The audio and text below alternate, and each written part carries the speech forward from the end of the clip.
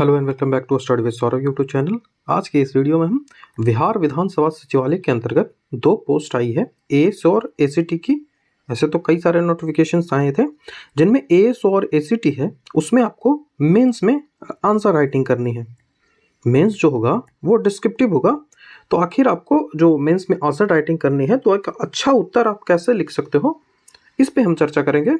इस संदर्भ में मैंने जो इसके लिए पेड टेलीग्राम ग्रुप स्टार्ट किया है, तो जो भी लोग उस जो ग्रुप है उसमें नहीं जुड़ेंगे उनके लिए मैं ये वीडियो लाके आया हूँ, और जो जुड़े हुए हैं वो भी यहाँ से कुछ सीख सकते हैं, और उनको मैं ऐसे तो बता ही रहा हूँ। तो आप एक अच्छा उत्तर कैसे लिख सकते हो, उनको जब मैं फीडबैक देता हूँ तो सारी चीज़ें मैं बताता हूँ। तो ये जो वीडियो होगा वो जो हमारा जो ग्रुप है उन्होंने अब तक ज्वाइन नहीं किया है और नहीं ज्वाइन करना चाहते, उन सबके लिए है कि वो आप कैसे एक अच्छा उत्तर लिख सकते हो जिससे आपको अच्छे अंक मेंस में प्राप्त हो और आपका जो सिलेक्शन है वो हो सके। क्योंकि इसका जो मेरिट लिस्ट लगेगा वो किस पे लगेगा, तो इसका मेरिट लिस्ट है वो मेंस और मेंस पे ही लगेगा, ठीक है। तो जिस कारण से ही मेंस को आपको अच्छा करना है, प्री सिर्फ इसमें क्वालिफाइंग होगा। इस एग्ज़ाम के संदर्भ में आपको कोई भी जानकारी चाहिए तो आप मुझे मेरे टेलीग्राम जो चैनल है उसको ज्वाइन कर लीजिए, स्टडी विद सौरभ ऑफिशियल। यहाँ पे आपको मेरा यूज़र नेम मिल जाएगा और ये मेरा व्हाट्सअप नंबर है। तो ग्रुप से या जुड़ना चाहते हैं आप, या फिर आपको कोई भी जानकारी चाहिए इस एग्ज़ाम के संदर्भ में, तो आप मुझे मैसेज कर सकते हो। और पेड टेलीग्राम जो ग्रुप है उसके बारे में मैं इन्फॉर्मेशन दे दूँगा लास्ट में, अभी आपका समय व्यर्थ नहीं करूँगा। और ये जो व्हाट्सअप नंबर है यहाँ पे मुझे मैसेज कर कर आप पेड ग्रुप के बारे में जानकारी ले सकते हो। और कई सारे इस संदर्भ में मैंने वीडियोस जो बनाए हैं वो सारे का लिंक मैं डिस्क्रिप्शन में दे दूंगा, तो वहाँ से उस लिंक से भी आप उसको देख लोगे कि कौन कौन सा वीडियो मैंने बनाया है। सारे वीडियो आपके लिए इंपॉर्टेंट हैं। सबसे पहले हम देखते हैं कि एक उत्तर जो होता है, एक जो आंसर आप लिखोगे उसका स्ट्रक्चर क्या होना चाहिए, क्या चीज़ें हैं जो आपको ध्यान में रखनी चाहिए एक उत्तर लिखते समय। तो जब भी आप एक उत्तर लिखते हो, एक जो आंसर है वो लिखते हो, तो उसका स्ट्रक्चर होता है, 3 भागों में उसको आप बांट के रखते हो। पहला होता है इंट्रोडक्शन, दूसरा होता है उसका बॉडी पार्ट, और तीसरा होता है कंक्लूजन। तो पहला जो इंट्रोडक्शन होता है उस पार्ट में हम उस टॉपिक को इंट्रोड्यूस बस करते हैं। जो भी टॉपिक आपको मिला, जैसे पंचायती राज आपको देखने को मिल गया, पंचायती राज व्यवस्था के संदर्भ में अब यदि आपसे क्वेश्चन मिल जाए तो उसको हम बस एक्सप्लेन करेंगे, जो इंट्रोड्यूस करेंगे, जो हमारा इंट्रोडक्शन होगा उसमें बस हम उसको इंट्रोड्यूस करेंगे कि जैसे ये जो पंचायती राज व्यवस्था थी ये भारतीय संविधान में पहले नहीं थी, इसको 73वां संविधान संशोधन द्वारा भारतीय संविधान में समाहित किया गया। तो ऐसे इंट्रोड्यूस करेंगे। आप जो भी लिख सकते हो, इसके संदर्भ में बलवंत राय मेहता समिति बनी थी उसके बारे में आप चर्चा कर सकते हो।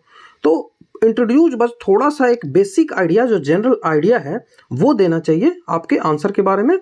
और ये जो होता है इंट्रोडक्शन जो होता है उसमें आपका जो एक सेंटेंस, जो आपका जो आपका मेन बॉडी पार्ट है उसकी एक झलक दिखनी चाहिए कि हाँ हम इन चीज़ों पे इसमें चर्चा करने वाले हैं। तो इंट्रोडक्शन पार्ट में ये होती हैं। तो ये मैं बोल रहा हूँ, उतना आसान ये चीज़ें नहीं है, आपको काफ़ी प्रैक्टिस करनी पड़ेगी तब ये चीज़ें होती हैं। तो जो मैं बोल रहा हूँ उसको सुनिए, उसके बाद प्रैक्टिस करिए, नहीं तो बस सुन के छोड़िएगा तो ऐसे नहीं होगा। काफ़ी मेहनत लगती है आंसर राइटिंग करने में, काफ़ी प्रैक्टिस की ज़रूरत पड़ती है आंसर राइटिंग करने के लिए, एक अच्छा उत्तर लिखने के लिए। तो इंट्रोडक्शन में बस आपको इंट्रोड्यूस करना है उस जो आपका जो टॉपिक है, टॉपिक को आप इंट्रोड्यूस करोगे। कैसे इंट्रोड्यूस करोगे इसको मैंने बता दिया, उसके बारे में आप एक जनरल आइडिया दोगे, बेसिक आइडिया उसके बारे में दोगे। उसके बाद जो बॉडी पार्ट होता है, बॉडी पार्ट किसी भी उत्तर का, चाहे वो ऐसे लिख रहे हो आप या फिर कोई नॉर्मल उत्तर भी लिख रहे हो, बॉडी पार्ट उसका मेन होता है। अब ऐसा नहीं है कि आप उत्तर लिखोगे तो ऐसे लिखने लगोगे कि ये हमारा इंट्रो हम लिख दिया ऐसे, जैसे ये पेज आपका रहेगा तो यहाँ पे आप ऐसे नहीं लिखोगे कि ये इंट्रोडक्शन है, ये बॉडी पार्ट है, ये कंक्लूजन है, ऐसे नहीं लिखना है। बस इंट्रोडक्शन लिखिए। आप जो भी लिखें कि भारतीय संविधान में 73वां संविधान संशोधन के बाद द्वारा जो पंचायती राज व्यवस्था है उसको भारतीय संविधान में समाहित किया गया था। पंचायती राज व्यवस्था विकेंद्रीकरण को लागू करता है, जो भारतीय संविधान में विकेंद्रीकरण है उसको लागू करता है, और इससे जो स्वशासन है वो मिलता है, भारतीय जनता को स्वशासन की व्यवस्था प्रदान की जाती है। तो ये लिख दिए, और उसके बाद अपना जो पैराग्राफ है वो आप चेंज कर दीजिए। एक पैराग्राफ आपने लिख दिया, उसके बाद अगला पैराग्राफ चालू कर दिया, तो ये माना जाएगा कि ये इंट्रोडक्शन है। तो ऐसे ही करिए, ठीक है। उसके बाद बॉडी पार्ट्स में लिखेंगे कि इसके लिए कई सारे, उसके बाद जो बॉडी पार्ट होता है यहाँ पे जब जो अभी आप एक्सप्लेनेशन लिखें, जो भी आपने इंट्रोडक्शन लिखा उसको यहाँ पे एक्सप्लेन करिए, हर चीज़ों को आप दीजिए। जितने भी चीज़ें आपने दिमाग में उस टॉपिक से संबंधित है, उस जो टॉपिक से संबंधित जितने भी आपके चीज़ें हैं दिमाग में, उन सबको आप यहाँ पे लिखिए। और आप जब वो चीज़ों को लिखते हो, जो भी चीज़ें आप लिखते हो उनको सपोर्ट करने के लिए, जैसे कि आप कोई भी चीज़ें लिखते हो, जैसे स्वशासन है, स्वशासन जो है वो होनी चाहिए, सेल्फ रूल होनी चाहिए, ऐसा करके जब लिखोगे कि पंचायती राज व्यवस्था होनी चाहिए, तो इसके संदर्भ में आप लिखोगे, वहाँ पे लिखोगे कि इस संदर्भ में महात्मा गांधी ने कहा है, इस संदर्भ में एम के गांधी ने कहा है कि स्वशासन से ही जो भारतीय जो गांव हैं उनका विकास हो पाएगा। तो ये सपोर्ट आप कर रहे हो, अपना जो स्टेटमेंट आपने लिखा उसको आप सपोर्ट कर रहे हो। तो अपने स्टेटमेंट को सपोर्ट करने के लिए एग्जाम्पल्स जरूर लिखना है। एग्जाम्पल्स अपने आप को सपोर्ट करने के लिए कोई भी आप लिखते हो, जैसे कोई भी स्टेटमेंट आपने दिया तो उसको सपोर्ट करने के लिए आप एग्जाम्पल जरूर दो, किसी के उदाहरण दे दो, किसी को कोट कर दो।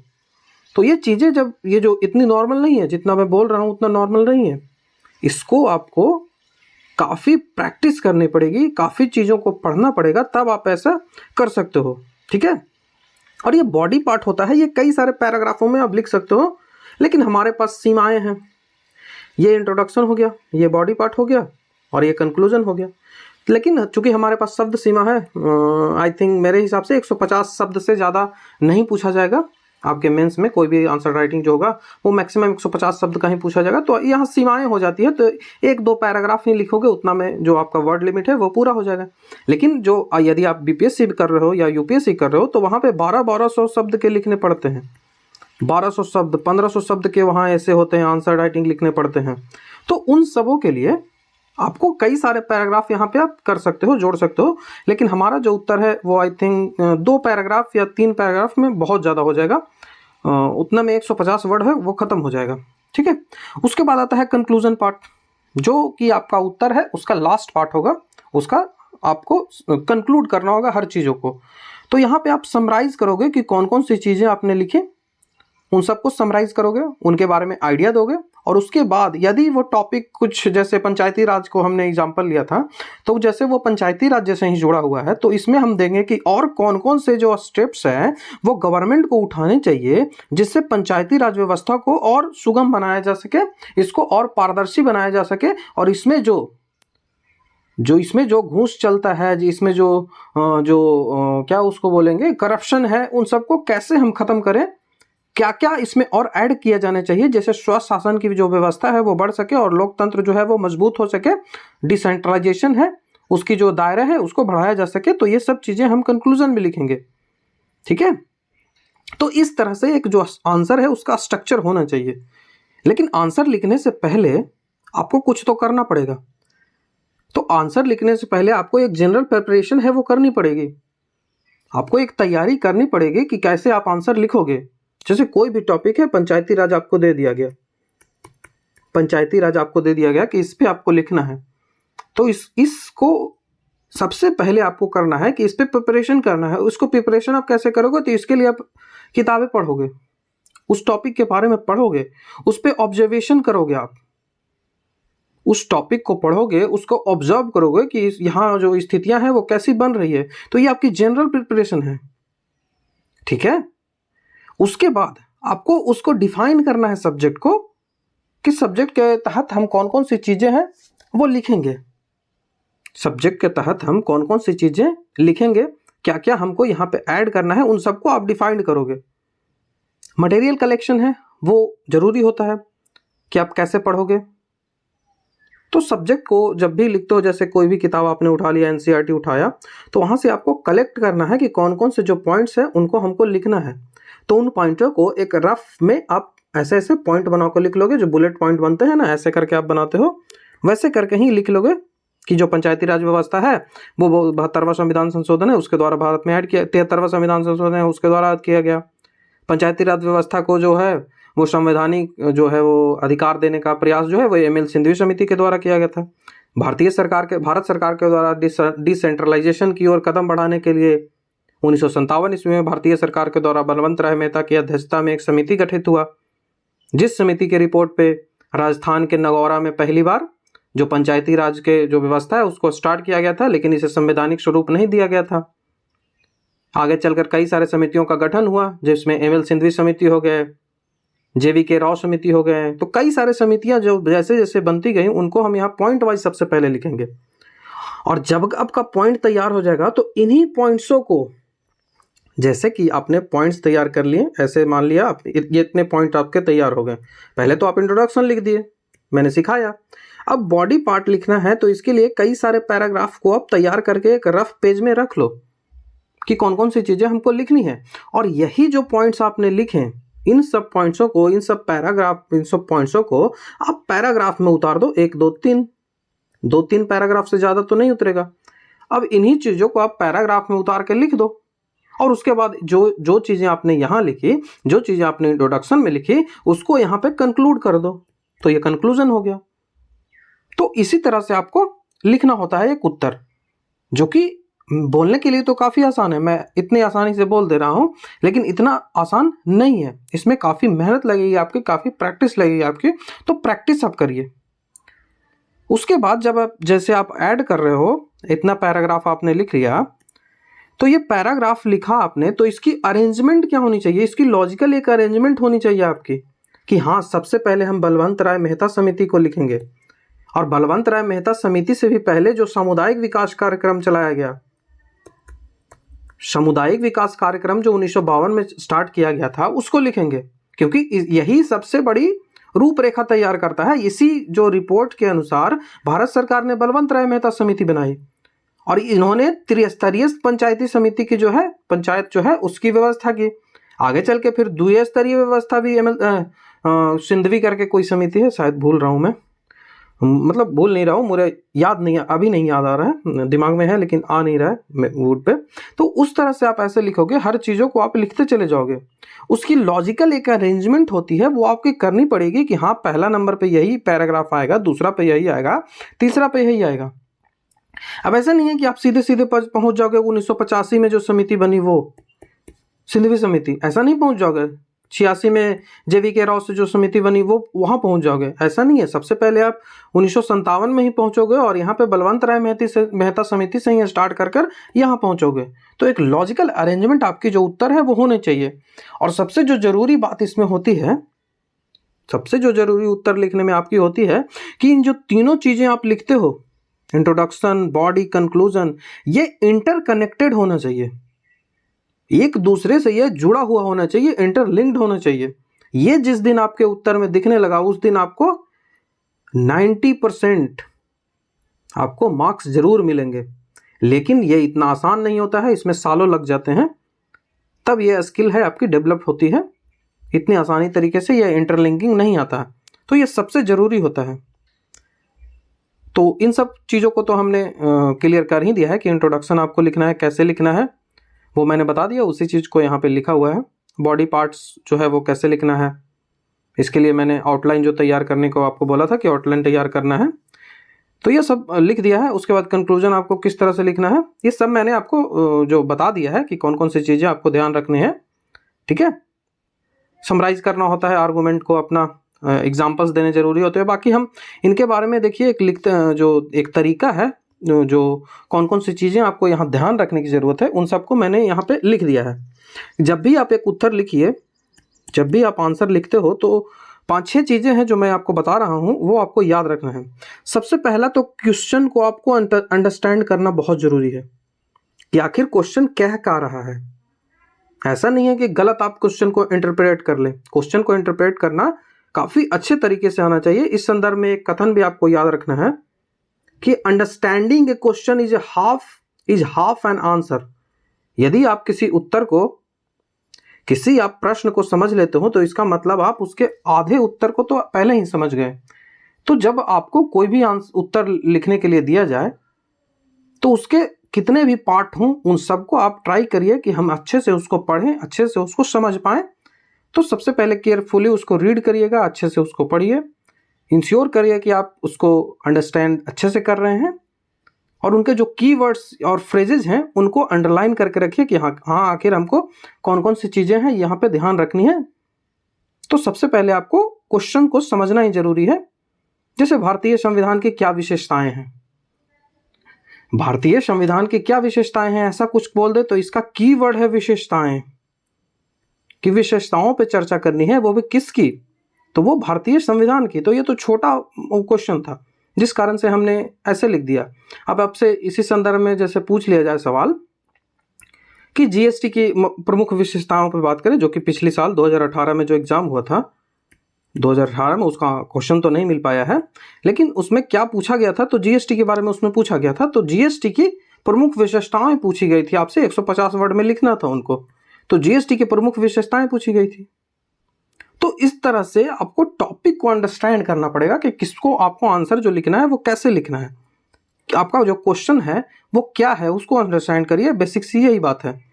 दूसरी चीज आपको ध्यान रखनी है कि अपना जो थॉट है वो ऑर्गेनाइज करिए। लिखने से पहले अपना थॉट को आप ऑर्गेनाइज करिए कि आपको कौन कौन सी जो पॉइंट्स हैं उनको लिखना है, उनको कैसे अरेंज करना है, इस सबको ऑर्गेनाइज करके लिखिए। नहीं तो आप जब ऑर्गेनाइज नहीं करके लिखोगे, चीज़ों को क्रोनोलॉजी में नहीं लिखोगे, उनको एक करेक्ट ऑर्डर में नहीं लिखोगे, तो वो भद्दा लगेगा देखने को, और जब भद्दा लगेगा तो वो आपके जो अंक हैं वो अच्छे नहीं आएंगे। तो इस कारण से आप चीज़ों को ऑर्गेनाइज करो, उनको ऑर्गेनाइज करना बहुत ज़रूरी होता है। तीसरा काम आपको करना है, आपको क्लियर और कंसाइज लिखना है। हमेशा ट्राई करें कि आप जो भी पॉइंट दें, जो भी एग्जाम्पल्स दें, जो भी अपना व्यू रखें, वो आपका व्यू क्लियर होना चाहिए, उसमें कोई भी कंफ्यूजन नहीं होता चाहिए, कोई भी इफ बट नहीं होना चाहिए। आपका व्यू क्लियर होना चाहिए और उनको कंसाइजली आपको लिखो, तभी वो परफेक्ट मैसेज आपको दे पाएगा। समझे?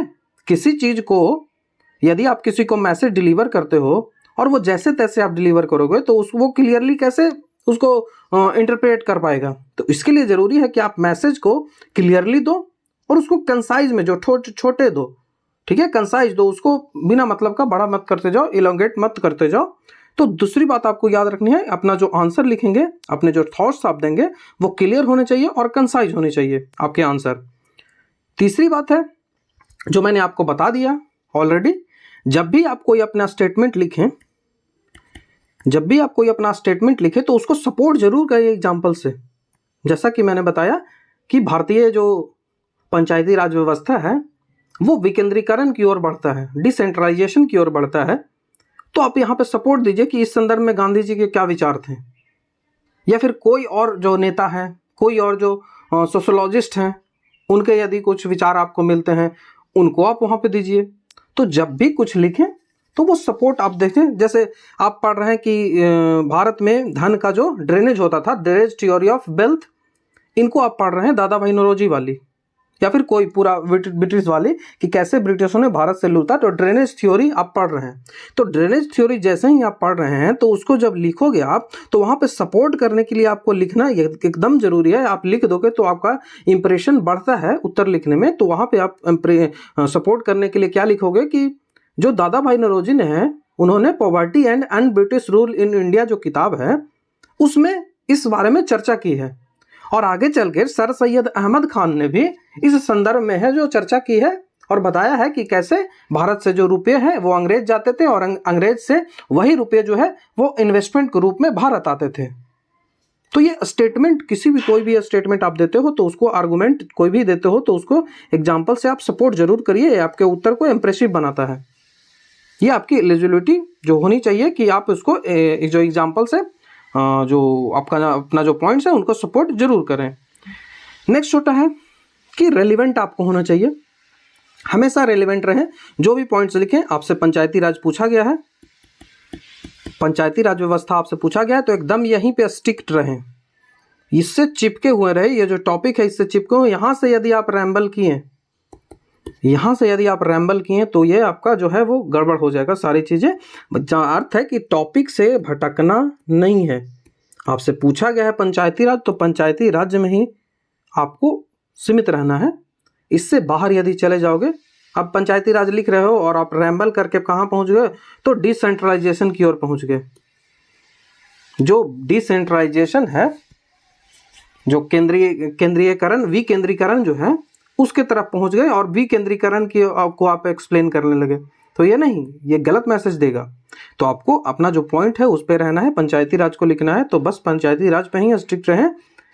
वहाँ जब चर्चा आएगी थोड़ा सा, जब चर्चा आई है डिसेंट्रलाइजेशन की, विकेंद्रीकरण की, तो उसको एक्सप्लेन थोड़ा सा कर देंगे, एक पैराग्राफ बहुत है इसके लिए, ठीक है। मतलब एक लाइन भी काफ़ी है। हमारा जो उत्तर है वो 150 शब्दों का ही होगा, तो उसमें एक लाइन इसके लिए काफ़ी है। तो इतना करेंगे। यहाँ पे जहाँ फंस गए तो ये रैम्बल कहलाएगा कि आप उत्तर से रैम्बल कर गए हो और आपके अच्छे उत्तर नहीं मिलेंगे। तीसरी बात आती है आपका बैलेंस व्यू होना चाहिए। जब भी आप कोई भी चीज़ों पे लिख रहे हो, जैसे महिला समानता, जो महिलाओं और पुरुषों के बीच जो समानताएं हैं, जैसे भारत सरकार ने ऐसा कुछ करंट से जोड़ के आपसे पूछ लिया जाए कि भारत सरकार ने, जो इंडियन आईसीसी है उसने कहा, जो बीसीसीआई है उसने कहा, आईसीसी बोल रहा हूँ, वो तो इंटरनेशनल हो जाएगी, बीसीसीआई ने कहा कि जो पुरुषों को वेतन मिलता है खेलने के लिए एक मैच, वही महिलाओं को भी मिलेगा, तो इसको आप कैसे देखते हो, ऐसे आपसे पूछ लिया जाए। तो इसमें आपका व्यू जो होना चाहिए वो बैलेंस होना चाहिए, ठीक है। इसका व्यू जो होना चाहिए वो बैलेंस होना चाहिए। तो अपना व्यू हमेशा बैलेंस रखे। जैसे आपको राजनीतिक चंदा के बारे में पूछ लिया जाए, जिसको अभी सुप्रीम कोर्ट ने बैन कर दिया है, ये पूछ लिया जाए। कास्ट सिस्टम आपसे पूछ लिया जाए, गवर्नर के रोल के बारे में पूछ लिया जाए, गवर्नर के रोल के बारे में यदि आपसे पूछता है तो आपका व्यू बैलेंस होना चाहिए। ऐसा नहीं कहोगे कि गवर्नर को कोई पावर नहीं दिया गया है। क्रिटिसाइज जब उसको करोगे तो थोड़ा सा क्रिटिसाइजेशन करना है कि गवर्नर को पावर जो है वो थोड़ा उसको सीमित कर दिया गया है। जैसा कि बीपीएससी 66वीं में शायद पूछा था, 66वीं या 65वीं में एक सवाल आया था कि जो राज्यपाल है वो एक तोता की तरह है, पिंजरे में बंद तोता है। राज्यपाल जो है वो पिंजरे में बंद तोता है, ऐसा स्टेटमेंट था, उसको आपको एक्सप्लेन करना था। 38 नंबर का यह सवाल था, जो कि विवादों के घेरे में रहा था यह सवाल, ठीक है। तो आपको व्यू अपना बैलेंस रखना है, आपको बायस्ड रहना है, बायस्ड नहीं रहना है, किसी के प्रति आपका झुकाव नहीं होना चाहिए, आपका व्यू बैलेंस होना चाहिए हर चीज़ों पे। नेक्स्ट आता है कि आपका जो ग्रामर होना चाहिए वो अच्छा होना चाहिए, लैंग्वेज प्रॉपर यूज करें, ऐसा नहीं है ऐसे शब्दों का प्रयोग करें जो अभद्र हो। तो आपका ग्रामर और लैंग्वेज ये सही होना चाहिए, ये याद रखें। उसके बाद आपकी प्रैक्टिस करेंगे। प्रैक्टिस किस लिए करेंगे, तो आपकी टाइम मैनेजमेंट होगी। तो टाइम मैनेजमेंट प्रैक्टिस के सहारे ही होगी। जब आप उत्तर अच्छे प्रैक्टिस करोगे, उत्तरों की बार बार लिखने का प्रयास करोगे, तो चीज़ें भी आपको याद होंगी। और उसके बाद आपकी जो एक टाइमिंग के अंतर्गत, क्योंकि टाइमिंग बहुत कम मिलता है जब आप लिखते हो, तो टाइमिंग कम मिलता है, तो टाइमिंग के अंतर्गत आपका उत्तर है वो पूरा हो जाना चाहिए। तो इसके लिए प्रैक्टिस जरूरी है। और अपना आंसर है उसको हमेशा रिवाइज जरूर करिएगा, जिससे आपको चीज़ें याद हो रही रहेगी। क्योंकि रिवीजन ही वो सीढ़ी होती है, रिवीजन ही सीढ़ी होती है जो आपके दिमाग में सारी चीज़ें याद करवाती है, सारी चीज़ों को मेमोराइज करती है। तो रिवीजन आपका जरूरी होता है, तो रिवीजन आपको करना है। लास्ट होती है कि आंसर जब भी लिखें तो कॉन्फिडेंस अपना होना चाहिए, अपने आप को शांत रखें, यही चीज़ें आपको ध्यान में रखनी है। तो ये वीडियो था, ड्यूरेशन तो इसका लगभग लंबा चला गया क्योंकि हमने हर चीज़ों को एक्सप्लेन किया है। तो इसमें मैंने सारी भी जो भी पॉसिबिलिटी बनती थी उन सबको बताया है कि कैसे आप एक अच्छा उत्तर लिख सकते हो, एक इम्प्रेसिव उत्तर आप लिख सकते हो। तो आशा करता हूँ आपको वीडियो अच्छा लगा होगा। इस वीडियो को देखने के बाद आपको एक आइडिया लग जाएगा कि आपको उत्तर जो है वो कैसे लिखना है। यदि इस संदर्भ में आप हमारा पेड ग्रुप ज्वाइन करना चाहते हो तो आप मुझे मेरे जो दिए गए नंबर हैं उस पर आप मुझसे मैसेज कर पूछ सकते हो। ये मेरा नंबर है, व्हाट्सअप नंबर है, तो इस पर आप मुझे मैसेज कर ग्रुप के बारे में जानकारी ले सकते हो। बाकी इस संदर्भ में मैंने कई सारे जो वीडियोज़ हैं वो बना दिया है, और जब हमारा टेलीग्राम आप ज्वाइन करोगे तो वहाँ पे इसके बारे में इन्फॉर्मेशन आपको मिल जाएगी। तो इस वीडियो में यही था। बाकी जो अगला वीडियो है उसका इंतजार करिए, जल्द ही मैं इस संदर्भ में और वीडियोज़ है वो लेके आऊँगा। थोड़ा टाइम कम मिलता है क्योंकि पेड ग्रुप को मैनेजमेंट करना होता है, उसको चलाना होता है, तो इसके लिए सॉरी। बाकी थैंक यू। नेक्स्ट वीडियो में आपसे मिलता हूँ।